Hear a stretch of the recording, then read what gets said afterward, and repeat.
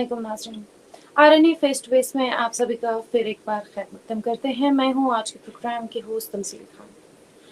नाज़रीन, हमारे यहाँ जो जम्मू श्रीनगर कौमी शहरा है उसको हम लाइफलाइन के तौर पर जानते हैं।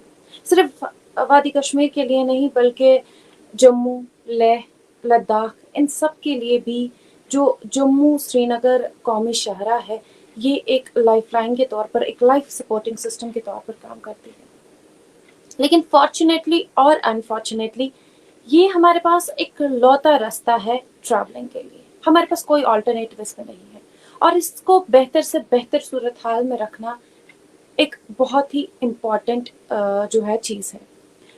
इस हाईवे पर कई सालों से वक्तन फवक्तन काम चलता आ रहा है। इसको बेहतर से बेहतर बनाने की कोशिश की जा रही है और इसी हाईवे पर रामबन बानिहाल प्रोजेक्ट को भी शुरू किया गया। इस प्रोजेक्ट को शुरू किया गया साल 2015 में और इसकी जो फर्स्ट डेडलाइन रखी गई वो था 2018।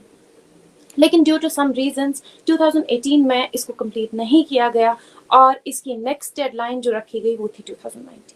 लेकिन अगेन अनफॉर्चुनेटली 2019 में भी इसको मुकम्मल नहीं किया गया, तो 2021 यानी कि पिछले साल इसकी फाइनल डेडलाइन रखी गई। लेकिन बदकिस्मती की बात यह है कि पिछले साल भी इस प्रोजेक्ट को मुकम्मल नहीं किया गया।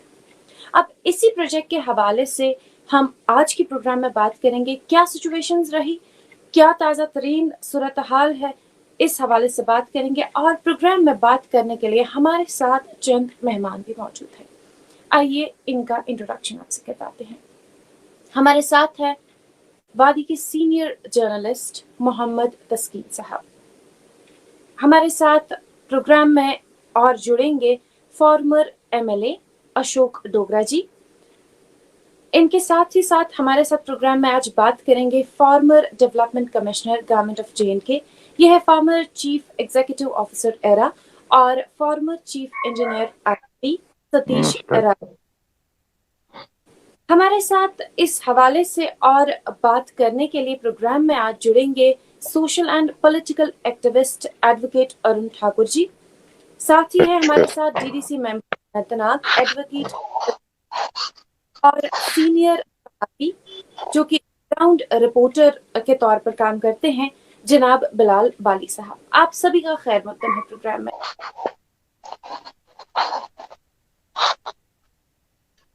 हम आज के प्रोग्राम की जो शुरुआत है एक आर्टिकल की हेडलाइन से करना चाहेंगे और बात हम इस तरह से बताएंगे कि इस आर्टिकल के लिखने वाले जो है जिसने ये आर्टिकल तहरीर है वो हमारे साथ प्रोग्राम में मौजूद है और इस आर्टिकल की जो हेडलाइन है मैं आप तक पहुंचाना चाहूंगी है the road to nowhere built at staggering ₹800 crore. तो साहब आपने जो ये हेडलाइन चुनी है बड़ी ही खूबसूरती के साथ चुनी है, लेकिन हम आपसे जानना चाहेंगे कि इस हेडलाइन के अंदर जो स्टोरी लिखी गई है क्या है। जी शुक्रिया।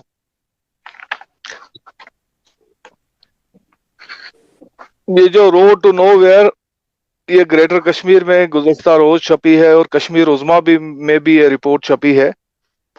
तो असल में जो रामबंद और बानहाल का सेक्टर है ये वजीर आजम नरेंद्र मोदी के हाथों 2015 में इनॉग्रेट हुआ था। इस पर काम शुरू किया गया था, बहुत ताखीर के साथ काम शुरू किया गया था। वजूहात थी ये कि कोई टेंडर लेने के लिए तैयार नहीं था जो उधमपुर और रामबंद का ये बानहाल का सेक्टर था। तो बिलाखिर इसमें रेट का बढ़ाया गया। बाद में रेट को लेकर बहुत पार्टियों को जो ठेकेदार लोग थे वो नहीं चाहते थे कि इस कम रेट पर लिया जाए। तो बिलाखिर ये जो उधमपुर और रामबंद का इस सेक्टर है वो गैमन इंडिया लिमिटेड को दिया गया और बानहाल और रामबंद का सेक्टर जो है ये हिंदुस्तान कंस्ट्रक्शन कंपनी को टेंडरिंग के जरिए मिला। तो national highway authority of India जो उसी की निगरानी में सब शुरू हुआ काम।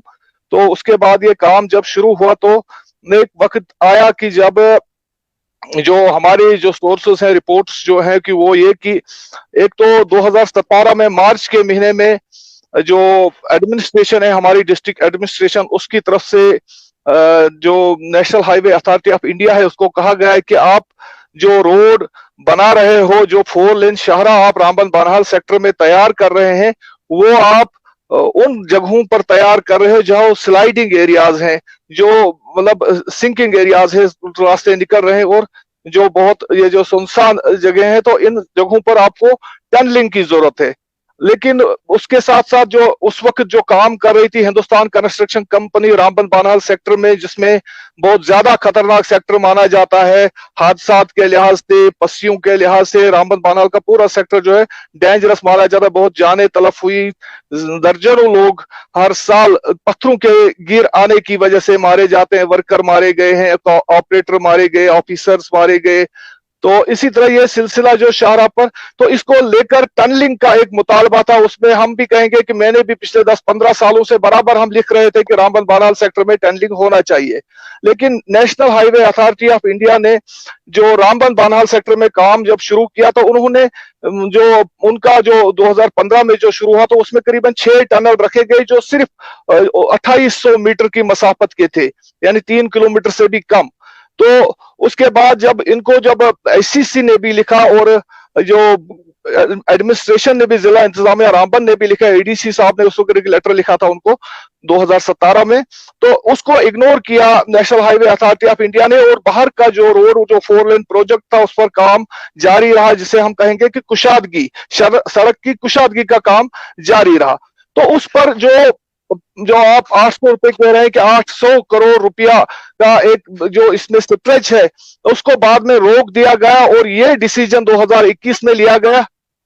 ये फैक्ट मैंने नहीं कहा, बल्कि हाँ, बिल्कुल बिल्कुल, मैं वही कि 800 करोड़ रुपए का जो स्ट्रेच छोड़ दिया गया, जिस पर जिस पर पहले एससीसी ने, बाद में जो सीपीपीएल को ये कॉन्ट्रैक्ट दिया गया, लेकिन अल्टीमेटली इसको बंद करना पड़ा, और जो Hindustan national highway authority of India, उसको सोचना पड़ा इस पर कि टनलिंग बनाई जाए।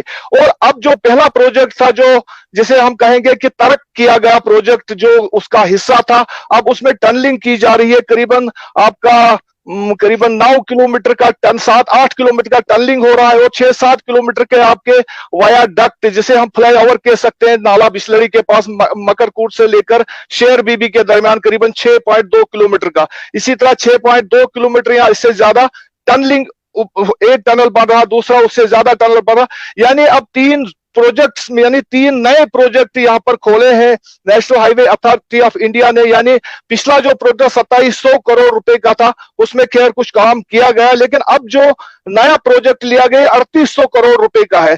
तो इसमें ये मतलब सवाल उठता है कि क्या जो सरकारी पैसा था, क्या इसी तरह उसको वेस्ट करना था? आपको अगर सजेस्ट किया गया था, अगर आपको मीडिया रिपोर्ट्स 15 साल पहले की मैं बात कर रहा हूं कि ग्रेटर कश्मीर कई बार इस पर स्टोरियां कर चुका है कि आप इसमें टनलिंग कीजिए, आपका जो बाहर का ये जो होगा ये फजूल मश्क होगा। जब प्रोजेक्ट शुरू हुआ जब नेशनल हाईवे का, उसके बाद जो टनलिंग का मेन रहा कि रामबन बानहाल सेक्टर में टनलिंग ज्यादा से ज्यादा होनी चाहिए, ताकि आप एक्सीडेंट्स को बचा सकें।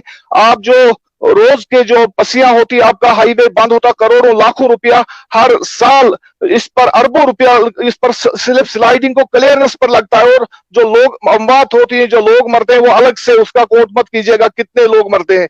इसलिए हाईवे जो नेशनल हाईवे अथॉरिटी बहुत वक्त के बाद जागी इस मुद्दे को लेकर, तब तक जो लोग मुश्किलात का, जैसे आपने कहा कि हमारा रामबन बानहाल सेक्टर 19 में इनका पहला डेडलाइन था, लेकिन नहीं हुआ, तब से कई डेडलाइनें गई, अभी भी 3 साल अब लगेंगे। जो नया प्रोजेक्ट जो टनलिंग का अब काम शुरू किया गया, वो आइंदा 3 साल में मुकम्मल, यानी नेशनल हाईवे अथॉरिटी कह रही कि 3 साल, लेकिन मैं मान रहा हूं कि ये 4-5 साल से कम वक्त नहीं लेगा। इन्हें 25 का इनको जो टारगेट है, 25 तक नेशनल हाईवे को, ये थोड़ा सा इसका नटशल में जो अंदर की स्टोरी है वो ये कि एक पहले बहुत बड़ा काम किया गया, उसके बाद उस काम को अब जी ये नहीं करना, आप टनल बनाएंगे। तो पहले क्यों नहीं टनल बनाए गए, जबकि आपको सजेस्ट भी किया था, एडमिनिस्ट्रेशन ने किया, एचसीसी ने किया, जो उस वक्त एग्जीक्यूट कर रही थी रामबन बानहाल सेक्टर को। उसने जब ज्योग्राफियाई हालत देखी, जो रॉक कंडीशंस देखी, उसके बाद इन्होंने इनको इन्फॉर्म किया कि आपके, लेकिन तब से अब तक लोगों को, जो आपके 2 बाकी साथी हैं, जो आपके अशोक कुमार जी हैं, एडवोकेट साहब अरुण जी हैं, ये कितना हल्ला करते आ रहे हैं, यही कि हमें पॉल्यूशन से बचाओ, हमें गर्दो गुबार से बचाओ, हमारे दुकानों को तबाह कर दिया गया, हमारे जो बिजनेस है उसको खत्म कर दिया गया because of national highway project. National highway पर। इसमें जब भी कोई आवाज उठती है तो उसको नेशनल प्रोजेक्ट का वो लेबल लगाकर उसके साथ कुछ भी किया जा सकता है, धमकियां दी जाती है, पुलिस से डराया जाता है, गिरफ्तारियां की जाती है जब वो हुकूक अपने मांगते हैं इसको लेकर।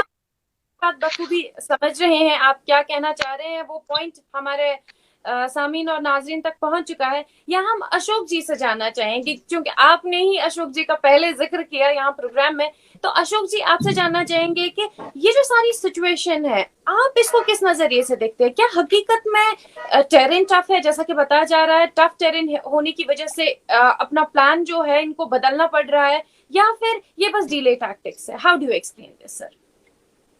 सबको नमस्कार मेरी तरफ से। जहां तक आपने ये क्वेश्चन किया है कि आप कैसा सोचते हैं इसके बारे में, जहां तक मैं कहना चाहता हूं कि ये जो प्रोजेक्ट लिया गया था, जो 2700 करोड़ का स्टार्ट किया गया था, तो इस प्रोजेक्ट को जब स्टार्ट किया गया तो इसको कंपनियों ने, चाहे वो एससीसी है चाहे वो गेमन है, इसको सबलेट किया गया। जब इसको सबलेट किया गया तो जो इंजीनियरिंग विंग होता है, जियोलॉजिकल सर्वे ऑफ इंडिया, जो जियोलॉजिकल सर्वे देखा जाता है वो नहीं देखा गया, और इंजीनियरिंग विंग जब देखता है कि यहाँ लैंडस्लाइड है तो यहाँ से फ्लाईओवर होना चाहिए, उसको नहीं देखा गया। और इसमें जो जब कटिंग की गई तो कटिंग जो है अनप्लान तरीके से की गई। अनप्लान मीन्स मेरे कहने का ये है कि जहां से इनको लगता था कि यहाँ हम कटिंग करेंगे, नीचे से ऊपर से पहाड़ी नीचे गिर आएगी, क्योंकि टोपोग्राफी इस तरह की है। और दूसरा जो है कुछ एक दो पॉइंट, मैं नहीं कहूंगा सब पॉइंट, बड़े ज्यादा पॉइंट लैंडस्लाइड इन्होंने खुद पैदा किए। मैं तो कहूंगा जब कटिंग की नीचे से इन्होंने वो प्लानिंग से नहीं की, साइंटिफिक तरीके से नहीं की, उससे जो है, जैसे आपका ये कैफेटेरिया मोड़ है, कैफेटेरिया मोड़ यहाँ पहले हाईवे था, कोई पस्सी नहीं थी, होगी छोटी मोटी होगी चलती थी, कहीं दो चार पत्थर गिरे और बाद में उठा लिए और रोड चल पड़ता था। आज वो कैफेटेरिया मोड़ पे इतनी ज्यादा लैंडस्लाइड जो है इन्होंने पैदा कर दी है। इसी तरह से सेरी में चले जाएंगे तो पूरी पहाड़ी काट दी है, डिगडोल में चले जाएंगे तो पूरी पहाड़ी काट दी है। मैं इसको विस्तार से नहीं कहना चाहता, लेकिन मैं एक एग्जाम्पल देना चाहता हूँ। आप देखिएगा डलवास में इन्होंने कटिंग करके मलबा डाला है, और डलवास में आपको 40 घर जो है वो नीचे जो है लैंडस्लाइड जो है सिंकिंग हो गया है, और वो घर वहां नीचे चले गए, अभी तक उनको मुआवजा नहीं मिला। तो मेरे कहने का ये कि ये जो कंपनी है, अगर एससीसी कंपनी को, गेमन कंपनी को ये काम दिया गया तो वो सबलेट क्यों करते हैं? सबलेट के बाद फिर और सबलेट किया गया, तो जो कॉन्ट्रैक्टर जो काम करते थे वो अनसाइंटिफिक तरीके से काम किया उन्होंने, जिसकी वजह से ये। और आपने सच कहा कि हमारा जो कांग्रेस पार्टी का जो हम लीडर थे यहाँ, चाहे मैं हूं चाहे मेरे साथी अरुण जी पहले थे, अब ये दूसरी पार्टी में चले गए, लेकिन हम लोगों ने यहाँ धरने दिए, हम लोगों ने यहाँ प्रोटेस्ट किए, और इतने ज्यादा हमने प्रोटेस्ट किए कि दिल्ली तक इसकी आवाज पहुंची। लेकिन ये जो बीजेपी गवर्नमेंट है, ये इनके जो लोग हैं जो काम आगे कर रहे हैं, चाहे कॉन्ट्रैक्टर हो कोई हो, ये जो है इन चीजों की तरफ ध्यान ना देके जो ठेकेदार है वो पैसा कमाने की तरफ देखते रहे। यही वजह है कि इन्होंने बनारस तक कटिंग कर ली। जब इनको पता था कि ये लैंडस्लाइड होगी, अनसाइंटिफिक तरीके से हम कटिंग कर रहे हैं, लैंडस्लाइड होगी, तो इन्होंने पहले सोचना चाहिए था, ना इसका। कि हम अगर इसको एक टेक्निकल एरर माने तो मुझे लगता है वो बेहतर होगा, तो पॉलिटिकल गेम ना बनाए। यहाँ पे हम किसी पार्टी को ब्लेम करके नहीं बैठे हैं। नहीं, मैं कोई पॉलिटिकल ये नहीं कर रहा हूँ, ब्लेम नहीं कर रहा हूँ। मैं कह रहा हूँ कि इसको साइंटिफिक तरीके से, प्लानिंग से इसको कटिंग करनी चाहिए थी, जो इस समय लैंडस्लाइड बनी है, मैं उनकी बात कर रहा हूँ, वो नहीं की गई। अब इन्होंने करोड़ों रुपए खर्च किया, जैसे अभी कह रहे हैं 800 करोड़ का प्रोजेक्ट था बनाल का, 800 करोड़ खर्च उसमें किया इन्होंने, कुछ किया खर्च, कुछ बाकी होगा, उस कटिंग कर ली बाहर से और लैंडस्लाइड पैदा होगी। अब ये कह रहे हैं हम, अब इन्होंने टनल के लिए सिलेक्ट किया, टनल बनाएंगे। अशोक जी, आप जिस टेक्निकलिटी की बात करते हैं, हमारे साथ यहाँ माहिर बैठे हैं जो कि रोड कंस्ट्रक्शन में जिनकी स्पेशलाइजेशन है, वो है सतीश जी। आप जानना चाहेंगे क्या सच में ये कोई टेक्निकल एरर हम इसको बता सकते हैं? क्या सर्वे सही से नहीं किया गया? क्या गलतियां रही?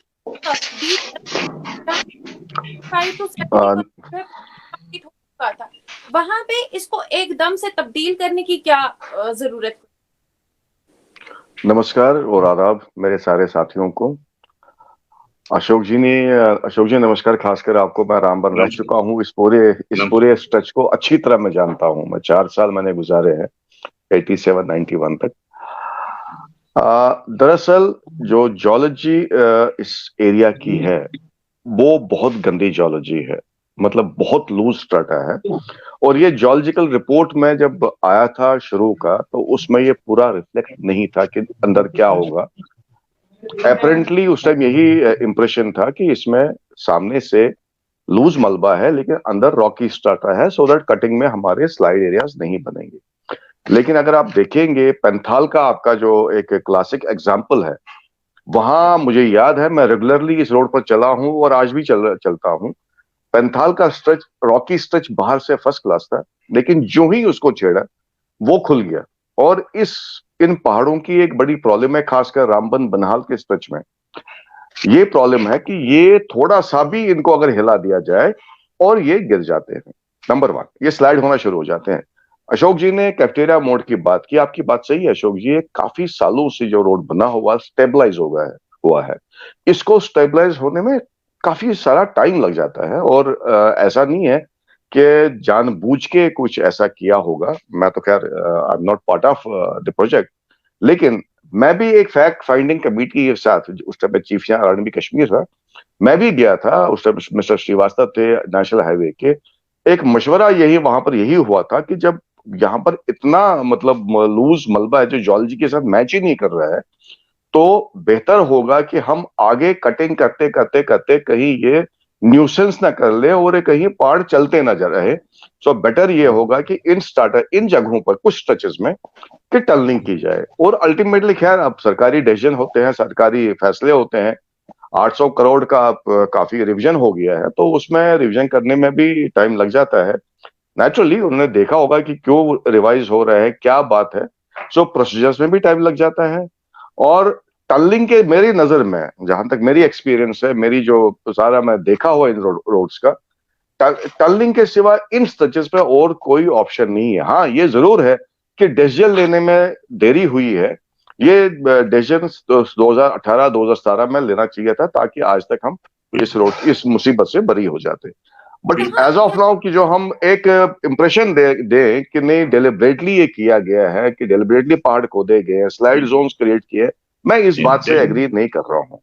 नहीं, डेलिबरेटली हमने हम यहाँ किसको जिम्मेदार ठहराए, क्योंकि आप खुद इस बात को मान रहे हैं कि डिसीजन लेने में इतना ज्यादा वक्त लगाया गया, तो क्या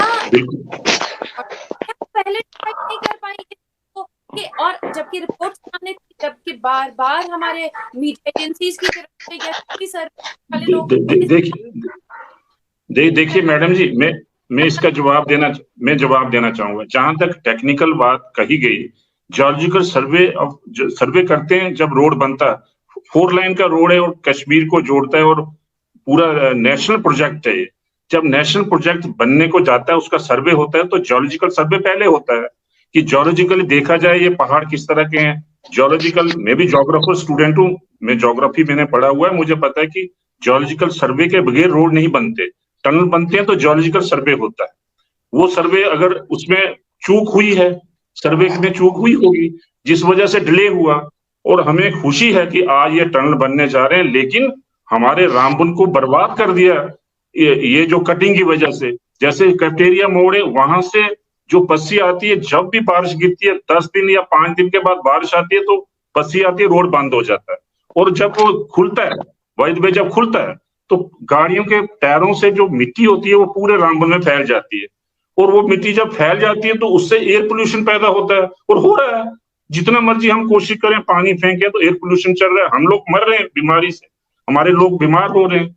हमारा कहने का नेशनल प्रोजेक्ट है, हम इसके साथ हैं प्रोजेक्ट के, हम चाहते हैं प्रोजेक्ट बने, हम नहीं किसी को ब्लेम करते। लेकिन गलती तो हुई है ना, गवर्नमेंट का एक्सचेकर जो पैसा है वो बर्बाद तो हुआ है मैडम जी। सलीम साहब, आप काफी वक्त से कुछ कहना चाह रहे हैं जी, हम आपका पॉइंट जानना चाहेंगे। पहले तमाम पैनलिस्ट्स को और आपके नाजरीन को मेरी तरफ से अस्सलाम वालेकुम और आदाब। First and foremost, I appreciate the beautiful piece written by हमारे co-panelist हैं तस्कीन साहब. It's a very beautiful piece. Though I don't endorse the facts. Facts जो है, it is subject to facts की veracity क्या है facts की. बट दो तीन चीजें चूंकि मैं एक इंजीनियर नहीं हूं, मैं एक्सपर्ट नहीं हूं, I can not throw light on the technicalities, but मैं आपके जरिए तमाम नाजरीन को और पैनलिस्ट की नजर में ये लाना चाहता हूं कि हम हर फील्ड में हम एडवांस हो चुके हैं।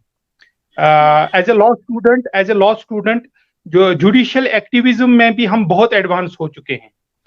वन, स्टेट एक्सचेकर का जो नुकसान है, definitely this program was started in 2015, अभी लिंगर ऑन है।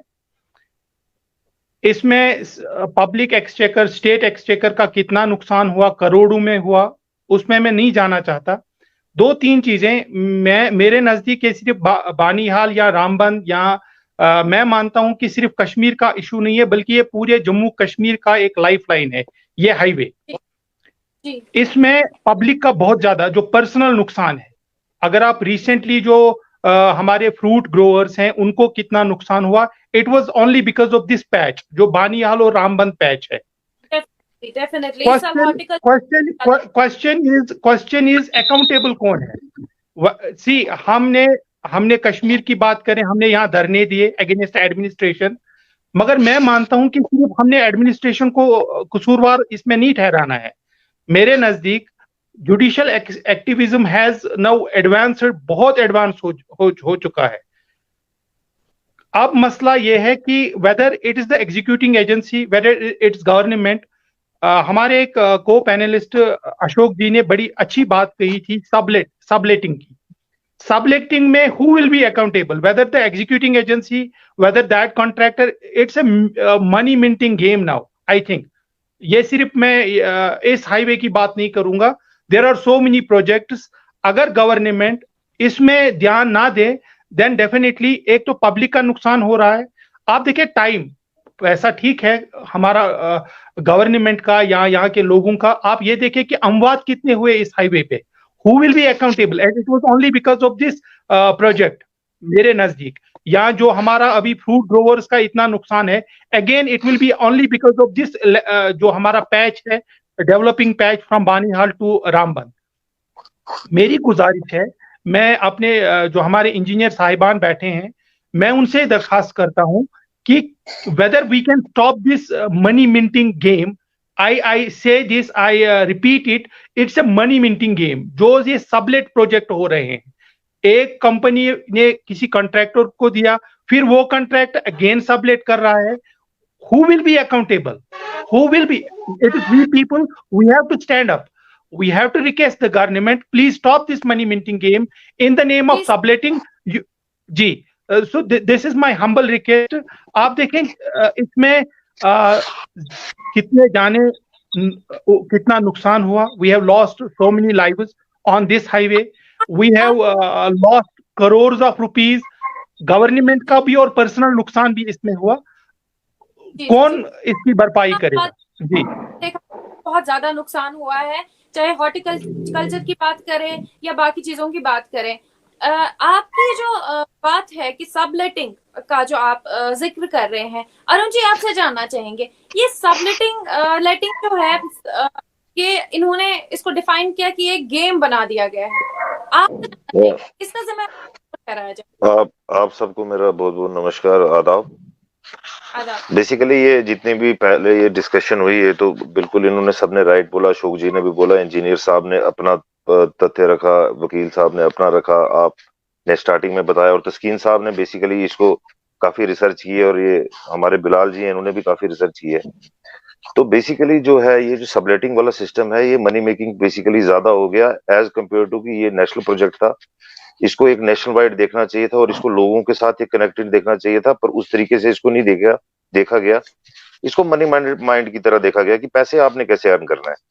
तो पहले एक कंपनी आई, फिर वो दूसरी कंपनी को सबलेट, जैसे आप एक कंपनी प्रोजेक्ट लेती है, मैंने एक प्रोजेक्ट 500 करोड़ में लिया, मैंने एक और छोटा ठेकेदार लाया, उसको मैंने वो 350 करोड़ में दिया, और 350 करोड़ वाले ने एक नीचे छोटे से मेट को दे दिया। तो एक्चुअली में ये क्या हुआ कि नेशनल हाईवे अथॉरिटी की आंखों के सामने ये सब कुछ हो रहा था।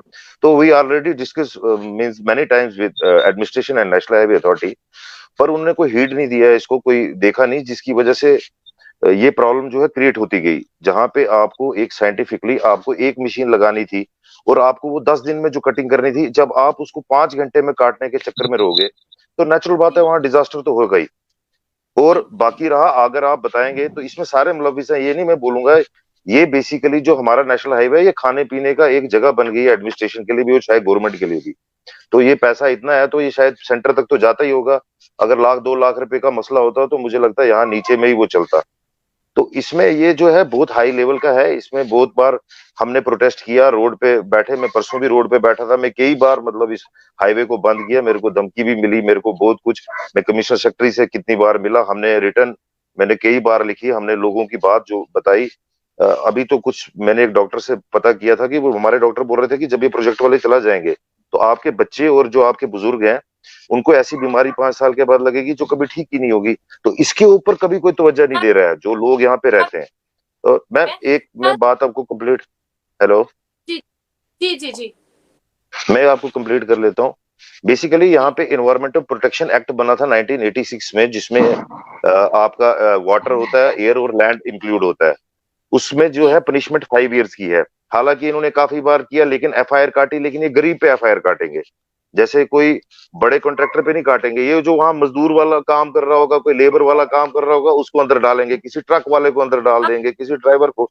तो जहां पे इन्होंने एक्शन लेना चाहिए, हेलो चुकी है, ऑडियंस तक पहुंच चुकी है, आपका पॉइंट ऑडियंस समझ चुके होंगे। हम बिलाल साहब, तो मैम मैं इसको 1 मिनट कंप्लीट करता हूँ। मैम एनजीटी ने नेशनल ग्रीन ट्रिब्यूनल में यहाँ पे केस लगा मैम, उसमें उनको फाइन भी हुआ है।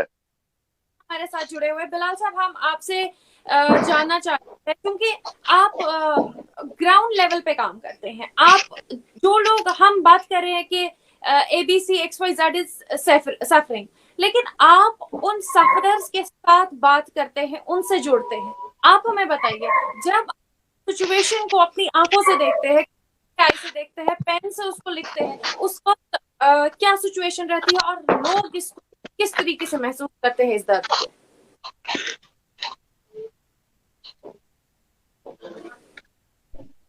इस टॉपिक को चुनने के लिए बहुत बहुत शुक्रिया। लगातार पिछले 5 सालों से हम, जब से हाईवे प्रोजेक्ट शुरू हुआ उस वक्त से लगातार जो है हमारी जिंदगी जो है, हमारे रिपोर्टिंग का जो फोकस है वो डिस्ट्रिक्ट रामबन का गांव देहात होना चाहिए था, लेकिन बड़ी अहमियत का हमें ये प्रोजेक्ट है और जम्मू कश्मीर की लाइफ लाइन है, इसलिए हमारा फोकस इसी पे रहा। बाकी सब हजरात में जो है बहुत बेहतरीन तरीके से पहुंच हुआ है, लेकिन मैं एक पॉइंट यहाँ पे जरूर कहना चाहूंगा। जो मैंने देखा है, सबसे बड़ा जो नुकसान हो रहा है वो एनवायरमेंटल हैजार्ड पैदा हो रही है यहाँ पे। जब प्रोजेक्ट की शुरुआत होने से पहले यहाँ पर तकरीबन 10 से 15 हजार पेड़ काटे गए जो रोड के अलाइनमेंट में आ रहे थे। उसमें हमें कहा गया कि हम इसके बदले में रिफॉरेस्टेशन करेंगे, लेकिन आज तक जमीनी सतह पर रिफॉरेस्टेशन के नाम पर कुछ भी नहीं हुआ है। वहीं दूसरी बड़ी बात जो है, जितना भी मक है, जितना काटा गया है इन पहाड़ों को, अनसाइंटिफिक मतलब इंजीनियरिंग के पैरामीटर को छोड़ के अपनी मनमर्जी से जिस तरीके से कटिंग हुआ, जिसके बाद एक डिजास्टर पैदा हुई और ये सब हालात पैदा हुए हैं। इसकी जो मुख है वो दरियाओं में डालेगी, जिसमें दरियाई चिनाब है, दरियाई बिचलड़ी है और तमाम दरियाओं को, जो वाटर बॉडीज को बहुत ज्यादा नुकसान पहुंचा है। उसके बाद जो हमारा जो ब्लास्टिंग होती है, टनल्स के अंदर जो ब्लास्टिंग होती है, उसका मटेरियल जब बाहर निकाला गया वो कई बार सड़कों में डाल दिया जाता है। जो ही वो टायरों के जरिए एक जगह से दूसरी जगह मूवमेंट करता है, या जो मकिंग होती है, जब उसको हवा का जो दबाव तेज हो जाता है तो वो हवा में उड़कर जो एयर पोल्यूशन के तौर पर हम उसको इनहेल कर रहे हैं और ये हेल्थ हैजार्ड पैदा कर रही है। इसके लिए एनजीटी ने पिछले 5 सालों में अभी तक तकरीबन 10 करोड़ रुपए जुर्माना कर दिया है। इससे ये साबित होता है कि एनवायरमेंटल जो लॉस है, नुकसान बेइंतहा पहुंचाया गया है इस प्रोजेक्ट के दौरान। माना कि प्रोजेक्ट किसी भी कंस्ट्रक्शन एक्टिविटीज के दौरान कुछ पार्शियल डैमेज होता है एनवायरमेंट को, बट आज के दौर में 21st सेंचुरी में जो है सबसे पहले अव्वलीन तरजीह मेरी नजर में और आवाम की नजर में जो हम लोग को नुकसान होने वाला, आने वाले जनरेशन को होने वाला है, हमें एनवायरमेंट रखना चाहिए था, जिस पर यहाँ पर जमीनी सतह पर हमने आज तक कुछ नहीं देखा। ना एनजीटी का कोई ऐसा खास एक्शन है, ना पोल्यूशन कंट्रोल बोर्ड, कोई भी नहीं है। आवाम हर दिन परेशान हाल है, लेकिन जमीनी सतह पर कुछ नहीं हो रहा है।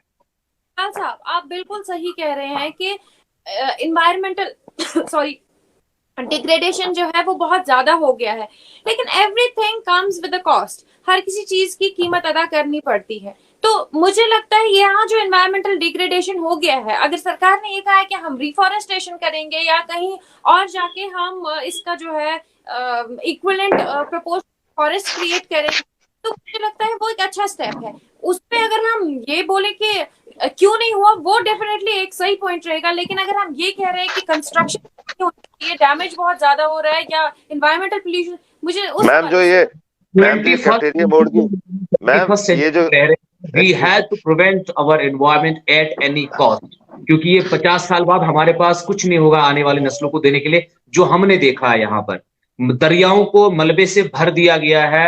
अब जब हमारा सावलाकोट प्रोजेक्ट बनेगा, ये सारी मिट्टी जो है उसकी तह में रहेगी और खुदा न खास्ता कल कोई बड़ी जो आफत आ गई तो ये कितना नुकसान करेगा हम उसका अंदाजा नहीं लगा सकते हैं। दरिया हमारा बिस्लरी है, वाटर बॉडी, वहां पे ट्राउट मछली के लिए बहुत फेमस होता था। प्लास्टिक मटेरियल सबका सब उसमें डाला गया, ट्राउट अब मतलब खत्म हो गया हमारे दरिया में, कुछ भी बचा नहीं है, नॉट ए सिंगल फिश। तो ये हैजर्ड्स है, इनको बचाया जा सकता था लेकिन इनको बचाया नहीं गया है। आप सभी का फिर एक बार खैर मकदम करते हैं प्रोग्राम आरएनए स्पेस में, और इस वक्त हम नेशनल हाईवे के हवाले से बात कर रहे हैं। और ब्रेक से पहले हम बात कर रहे थे एनवायरमेंटल डिग्रेडेशन जो बहुत ज्यादा हो चुका है नेशनल हाईवे पे, जो अभी करंट प्रोजेक्ट चल रहा है जो काफी सालों से चल रहा है और उस निकल रहा है वो डिस्पोज ऑफ किया जा रहा है, वो एक प्रॉब्लम है। और इस हवाले से काफी टाइम से कुछ कहना चाह रहे थे Arun ji, over to you. मैं आपको बता रहा था, सभी लोग यहाँ पे कैफेटेरिया मोड का जिक्र कर रहे थे। मैं वहीं रहता हूँ, मेरा घर वहीं पे, मैं नेशनल हाईवे के 5 फुट भी दूर नहीं हूँ। तो मेरे से बेहतर ये चीजें जो मुझे लगता है मैं तो हर वक्त फील करता हूँ। और सबसे बड़ी बात ये जो मैम बाकी जो चीजें हमने डिस्कस इसलिए किया कि हमारे में एंगर होता है जो हम फील करते हैं, तो आपको वो फील नहीं हो रहा होगा जो हमारी फीलिंग है। हमारी फीलिंग जो एंगर बन के वो निकलती है पब्लिक के सामने। अदरवाइज हम गवर्नमेंट हमारी, एडमिनिस्ट्रेशन हमारी है, हमारे लिए जो तन लागे सो तन जाने। Yes yes. आपसे यहाँ पे जानना चाहेंगे हम कि ये जब सब हो रहा था, क्योंकि आपने कहा कि आप उस फैक्ट फाइंडिंग कमीशन में भी थे, तो तब किस चीजों को हैंडल किया गया? ये जो मेस क्रिएट किया गया है, अभी मेस हुआ है, क्या उस वक्त कोई एक्शन नहीं लिया गया? क्या प्रॉपर प्लानिंग के तहत ये सब नहीं हुआ? 2-3 चीजों पर मैं अभी थोड़ा सा बात कर लूंगा। अभी हमारे बिलाल साहब ने एक बात कही कि हर प्रोजेक्ट के साथ सेफ्टी मेजर्स रखना, एंटी हैजार्डस जो मेजर्स लेने होते हैं वो लेने होते हैं।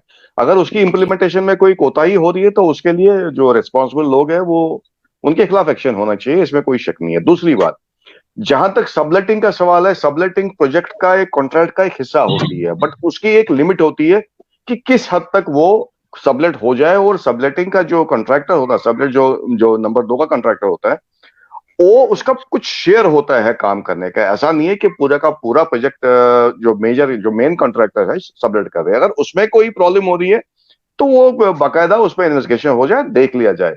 लेकिन एक चीज मैं जरूर कहूंगा कि हर एक जो डेवलपमेंट होती है, it comes at a price, he rightly said, but कितना प्राइस हम दे सके उसके लिए भी एक मेजर्स होते हैं, उसका एक लिमिट होता है कि हम कितना दे देंगे।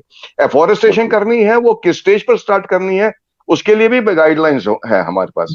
सो अगर वो नहीं हो रही है तो क्यों नहीं हो रही है, that needs to be taken, I mean those people need to be taken to task. Otherwise हम मेरे यहाँ पर काफी सीनियर लोग बैठे हैं जिन्होंने पूरी लाइफ देखी है इस रोड पर।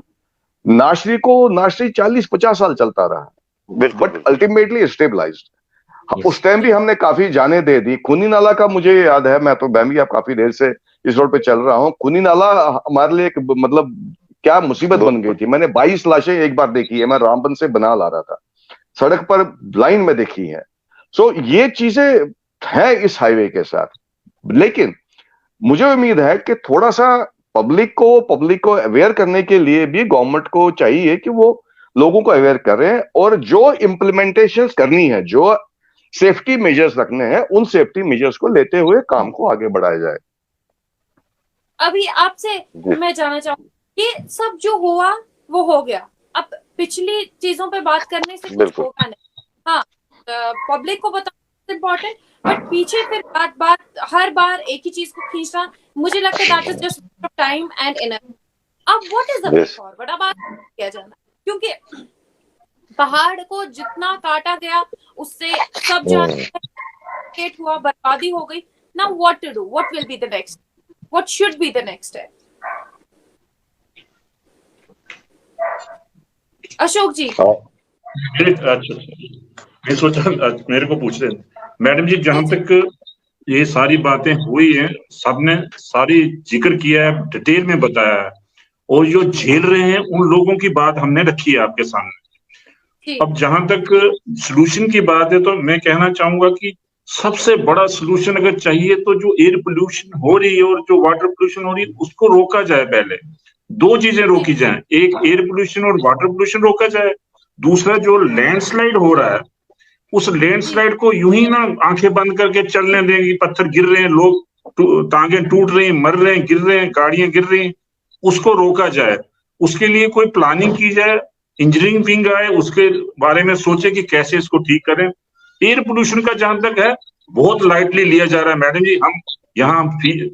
हम यहाँ पे झेल रहे हैं ना, हम लोग जो गरीब लोग गांव के आते हैं, नीचे अपने रामबन आते हैं या आसपास के डिस्ट्रिक्ट हेडक्वार्टर आते हैं, वो झेल रहे हैं इन चीजों को. एयर पोल्यूशन के लिए कोई ना कोई तरीका जो है निकाला जाना चाहिए, क्योंकि आजकल बहुत सारे डिवाइस चले हैं. जहां भी कोई फैक्ट्री लगती है, कोई प्रोजेक्ट बड़ा लगता है, तो पहले उसको एयर को ठीक करने के लिए कोई ना कोई डिवाइस लगाया जाता है. तो मेरे कहने का कि एयर पोल्यूशन जो है उसको ठीक किया जाए. रोज मिट्टी उड़ी होती है, आज रामबन में उड़ेगी, कल करोल में, परसों चंद्रकोट में, और उसके बाद कहीं बनाल के कुछ एरिया में रुकेगी, मिट्टी निकलेगी. इसके लिए कोई ना कोई हल जो है बहुत जरूरी है, क्योंकि जो छोटे बच्चे हैं उनको कई तरह की डिजीज लगने का खतरा है. जहां तक मैंने साइंटिफिक तरीके से कहीं देखा है, पढ़ा भी है कि जो बच्चा छोटा है उसके जो अंदर के फेफड़े जो हैं, फेफड़े की तरह तरह की बीमारियां लग सकती हैं. उसके जो दूसरे और बीमारियां वो तरह की वो लग सकती हैं एयर पोल्यूशन, डस्ट की वजह से. तो मेरा कहने का कि इसके डस्ट को खत्म करने के लिए गवर्नमेंट कोई स्टेप उठाए, गवर्नमेंट स्टेप सीरियस स्टेप उठाए. गवर्नमेंट स्टेप उस तरह के नहीं उठा रही है, क्योंकि रोज हम अभी यहाँ झूला ब्रिज हमारा वो उखाड़ के रखा हुआ है, अभी वो बनने जा रहा है. हमें उम्मीद है कि 10-15 दिन में बन जाएगा, खुशी की बात है हमारे लिए. लेकिन 2-3 महीने हम झेलते रहे, पत्थर खाते रहे पस्सी पे, और गवर्नमेंट ने हमारे लिए एक छोटा सा जो फुट ब्रिज होता है वो भी नहीं दिया. तो आप कह रहे हैं, मैं इसलिए बार बार गवर्नमेंट को कह रहा हूँ कि गवर्नमेंट एडमिनिस्ट्रेशन है, हम इनको वोट देते हैं, हमारा हक है इनको पूछना कि हम वोट देते हैं, गवर्नमेंट बनाते हैं, तो आप हमारे लिए ये क्या पत्थर और मिट्टी हमारे लिए है? रामबन वालों के लिए, रामबन वालों के लिए नहीं, मैं कह रहा हूँ सबके लिए, पूरी स्टेट के, पूरे इंडिया के लिए. यहाँ से लोग आते जाते हैं बेचारे, वो भी फेस करते हैं. पीछे कश्मीर का लड़का मर गया, नौजवान, उसको पत्थर बचा गाड़ी पे ऊपर, वो मर गया वहां चंद्रकोट का थोड़ा इधर. मुझे भी बड़ा अफसोस हुआ, मैं मौके पे गया वहां, लेकिन बहुत गलत है ये नहीं होना चाहिए. इसके लिए सोल्यूशन कोई ना कोई निकाला चाहिए. आप काफी बार की बात जो है गौर से सुन रहे हैं. हमने मिसिंग डेडलाइंस का जिक्र किया प्रोग्राम के शुरुआत में, इस हवाले से आप क्या कहेंगे? How can we meet them?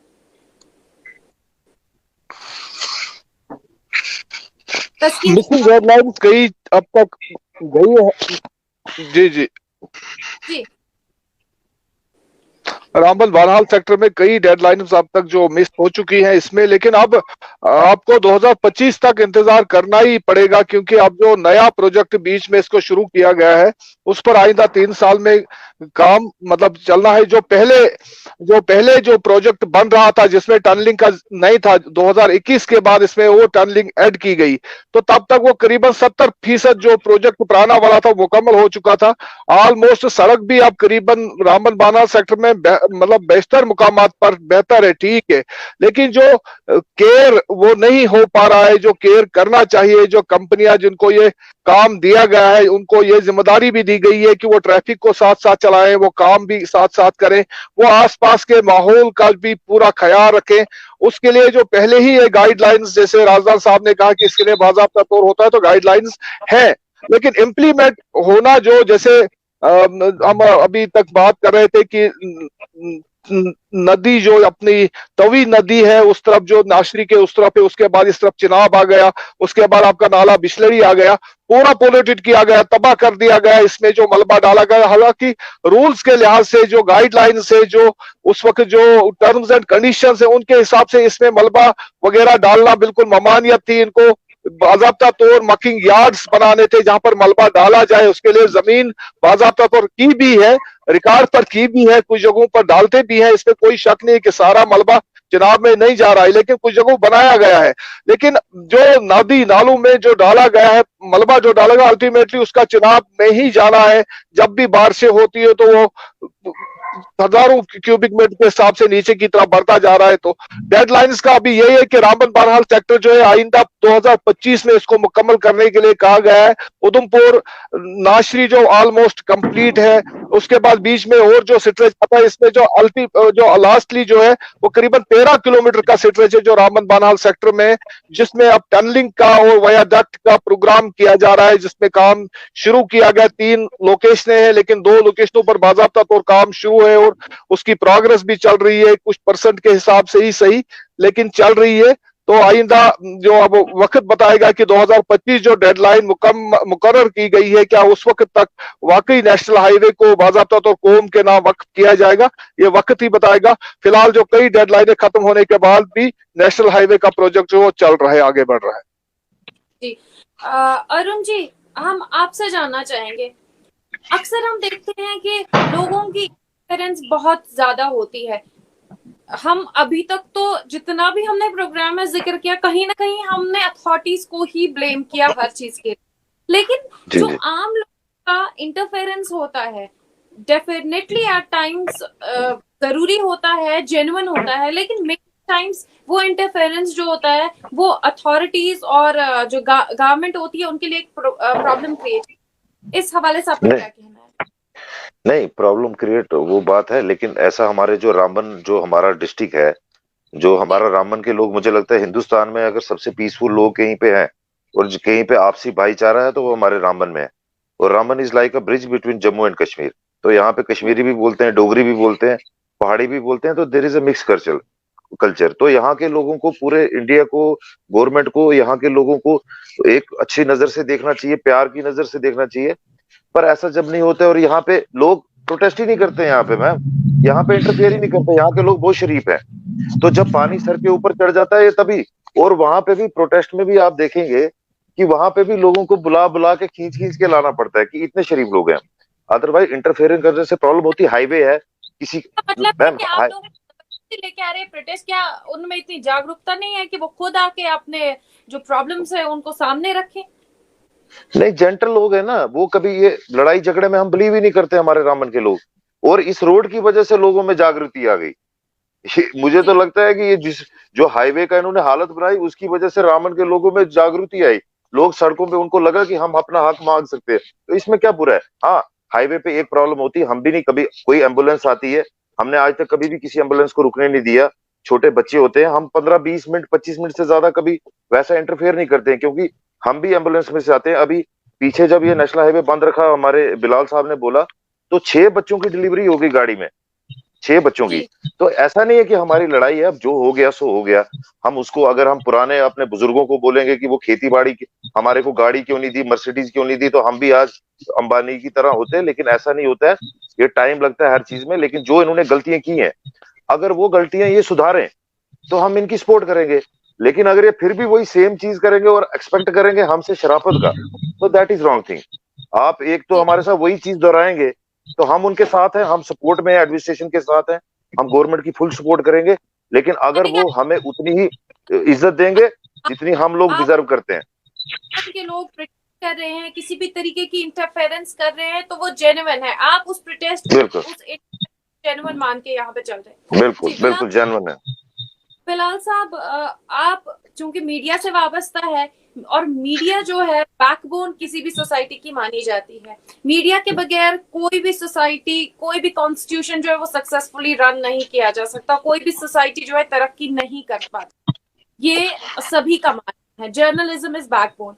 तो आपको नहीं लगता कि आपका एक बहुत अहम किरदार यहाँ पे बनता है कि लोगों में जागरूकता लाए और अथॉरिटीज तक लोगों की बात पहुंचाए, और अथॉरिटीज की बात जो जेन्युइन है वो लोगों तक बिल्कुल, हकीकी मायनों में है जर्नलिज्म जो है ब्रिज है between the public and the administration या गवर्नमेंट की बात करेंगे हम। यहाँ पर अगर हम अपने रोल की बात करेंगे, लगातार 5 सालों से तस्कीन साहब हमारे रहबर है, हम लोग हैं, कंटिन्यूअसली और एग्रेसिव रिपोर्टिंग करी है, हर पहलू को यहाँ टच किया गया। जब कोई एक्सीडेंट होता है तो जब सालिम किवाटी या किवाटी के मेंबर जब उस लाशों को उठाते हैं, हमने वो भी देखा। जब कोई प्रोजेक्ट का माइलस्टोन ब्रेक थ्रू होता है तो सबसे पहले हम लोगों ने ब्रेक किया कि ये जो माइलस्टोन है इस प्रोजेक्ट में आया है, ब्रिज बना है, जो 4 लेन प्रोजेक्ट बन रहा है। हमारी बड़ी उम्मीदें थी national highway authority of India ने जब प्रोजेक्ट लिया था, क्योंकि विक्टिम हम इसलिए थे क्योंकि हमारा जो सफर मुश्किल हो रहा था। सर ने भी, राजन सर ने भी कहा कि पास्ट में नाशरी से लेके खोनी नाला पंठियाल ने बहुत इस हाईवे को इफेक्ट किया, और आज तक पिछले अगर 5 सालों की हम रिपोर्ट देखेंगे तकरीबन 650 डेथ्स होगी यहाँ पर, और तकरीबन 2300 अफराद जो है वो जख्मी हुए हैं। उनमें से कई ऐसे लोग हैं जो अपाहिज हो गए हैं मुकम्मल तौर से, ओनली एट नेशनल हाईवे। तो ये चीजें हम लोगों ने देखी, हमें उम्मीद थी कि प्रोजेक्ट बनेगा तो कम से कम ये मसाइल हमारे हल होंगे। लेकिन 2015 से लेकर 2022 तक का सफर है, लोगों ने बहुत मुसीबतें झेली है, हम लोगों ने रिपोर्ट करी है। हमारी कोशिश यही रहती है कि जो लूप होल्स है, कहीं पे सब स्टैंडर्ड काम, हमने ये भी रिपोर्ट किया कि क्वालिटी काम नहीं हो रहा है, लेकिन इसके जिम्मेदार जो है national highway authority of India है, क्योंकि वो पूरा प्रोजेक्ट को है मॉनिटर कर रही है, रेगुलेट, क्वालिटी देखना है, सब चीजें देखनी है।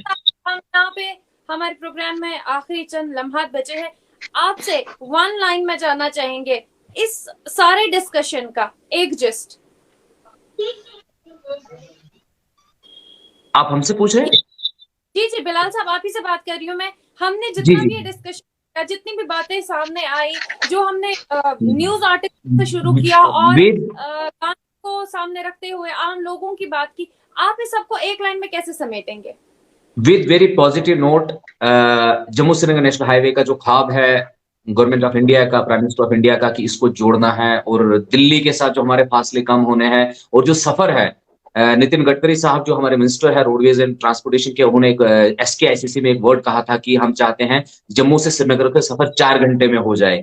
इसी पॉजिटिव नोट के साथ आने वाले दिनों में हम सब लोग मिलकर काम करेंगे, सोसाइटी का जितने भी सेक्शन है, कंस्ट्रक्शन कंपनीज, जितने लोग, सब मिलकर जब हम काम करेंगे पॉजिटिव नोट के साथ, और यकीनी तौर पर जो ख्वाब हमारा है जम्मू से श्रीनगर का 3 से 3.5 घंटे में पूरा हो जाए, और 2025 से पहले ही हमें यह हाईवे जो है बनकर तैयार मिले, ताकि हम आप सब लोग हैं इस पर आसानी से सफर कर सके। यही उम्मीद है और यही पॉजिटिव नोट मेरा है।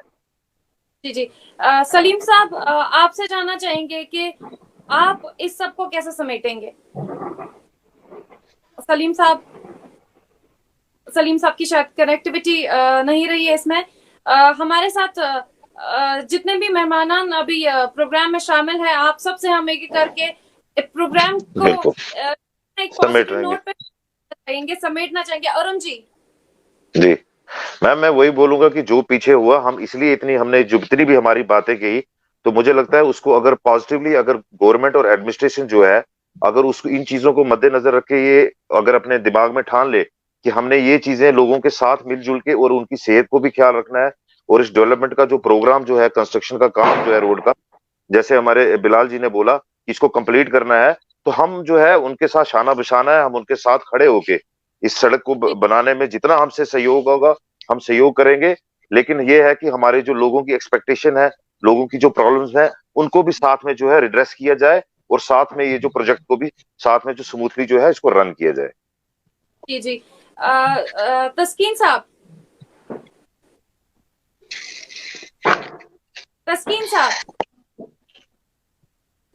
जी जी, आवाज नहीं आ रही मुझे पूरी। तस्कीन साहब, हम चाहते हैं कि इस प्रोग्राम को हम एक पॉजिटिव नोट पे वाइंड अप करें। आप प्रोग्राम के आखिर में क्या कहेंगे? उसने गवर्नमेंट को बराह रास्त इसमें देखना चाहिए, national highway authority of India पर जो पूरा उस पर ही छोड़ दिया गया है, वो खुद फैसले लेती है, तामीराती कंपनियां फैसले लेती है। इसके बरक्स बाज़ाब्ता तौर कोई नोडल ऑफिसर होना चाहिए सरकार की तरफ से, जो इस सब पर वाज करे कि पब्लिक और हाईवे प्रोजेक्ट जो है इस वक्त जो चल रहा है, आखिरी अपने जो पड़ाव की तरफ है, आइंदा 2-3 साल में हमें मुकम्मल होगा इंशाल्लाह, तो बेशतर मुकम्मल भी हो चुका 270 किलोमीटर जब आपका ये है, तो इसमें यही कि सरकार की तरफ से इस पर चेक रहना चाहिए। जो सब लेटिंग का सिलसिला है, इसको आगे कहीं ना कहीं रोकना ही पड़ेगा आपको, क्योंकि सब लेटिंग आपके क्वालिटी को कंप्रोमाइज करती है। आपके जो आप बना रहे हैं उस पर जब एक ठेकेदार एक रेट पर लेता। अशोक जी, आपसे सेम सवाल जानना चाहिए, कनेक्शन कट हो गया। जहां तक कंस्ट्रक्टिव वर्क की बात है तो मैं चाहूंगा कि टनल्स जो हैं जल्दी से जल्दी टनल्स बने, हम उनको कोऑपरेट करेंगे। और लैंडस्लाइड जहां पे हो रही है वहां पे प्रोटेक्शन मेजर्स देने चाहिए इनको, क्योंकि लैंडस्लाइड एक कंटिन्यू प्रोसेस चलता रहता है जिसको कि मेजर्स देने की आवश्यकता है। और साथ में तीसरा मैं ये कहूंगा इस सेंटेंस के साथ जोड़ के कि एयर पोल्यूशन जो है उसको उसको कम किया जाए और उसको खत्म किया जाए एयर पोल्यूशन को, जिससे कि हम रामबन के और आसपास के लोग जो हैं उनका बचाव हो सके। और साथ में लैंडस्लाइड जहां हुई है, जिन जगहों पे घर जिनके चले गए उनको मुआवजा जो है गवर्नमेंट जल्दी दे, और गवर्नमेंट जो है लोगों की जान को जो कहाँ खतरा है वहां वो प्रोटेक्शन मेजर दे, जितना जल्दी हो सके प्रोटेक्शन मेजर्स देने चाहिए। राजदान साहब, आप एक्सपर्ट एडवाइस दें, गांव को क्या मैसेज दें, आम लोगों को क्या मैसेज दें? मैं तो इतना ही कहूंगा कि पेशेंस जरूरी है और कोऑपरेशन भी जरूरी है। साथ साथ जो प्रिवेंटिव मेजर्स जहां तक खासकर जो हैजार्ड्स के हैं पब्लिक की हेल्थ के लिए, एनवायरनमेंट के लिए, उसके अगर कहीं लैप्स हो रही है, उसमें अगर कहीं सपोज या बाकी कंस्ट्रक्शन में कोई क्वालिटी में कोई कंप्रोमाइज हो रहा है, उसके लिए लोगों को बिल्कुल चुप नहीं रहना चाहिए, बोलना चाहिए, जरूर बोलना चाहिए, लेकिन साथ में से कोई के साथ कोऑपरेट भी करे और पेशेंस रखना है। ये टनलिंग, जैसे अशोक जी ने कहा, टनल जितना जल्दी बन जाएगा हम सबकी मुसीबतें खत्म हो जाएगी। जी, आप सभी का बहुत शुक्रिया। तस्कीन साहब, अशोक साहब, सतीश जी, अरुण जी, सलीम साहब और बिलाल